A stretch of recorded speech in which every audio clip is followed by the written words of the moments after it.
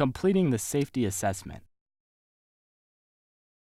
Use the roles, hazards, safety equipment, operates motor vehicles and machinery, special permits, licenses and procedures, and room-specific tabs to complete your safety assessment.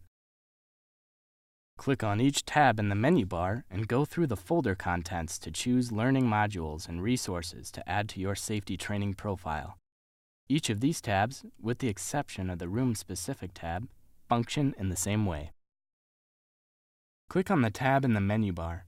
We will use the Hazards tab for this demonstration. Click on the applicable folders in the first column.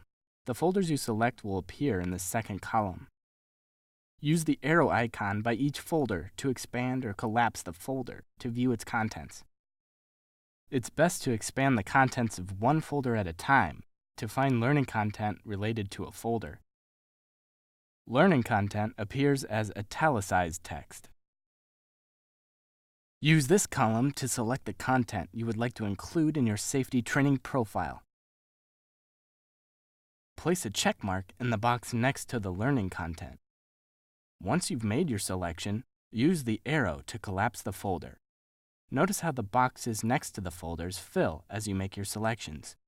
An empty box means no content has been selected, a black square means some content has been selected, and a check mark means all content listed under that folder has been selected. Please be aware that if you choose to place a check mark in a box by a folder without viewing the content of the folder, you will be assigning all of that folder's content to your students. As you select learning content in the second column, the third column autofills with your selections. Use the third column to review your selections.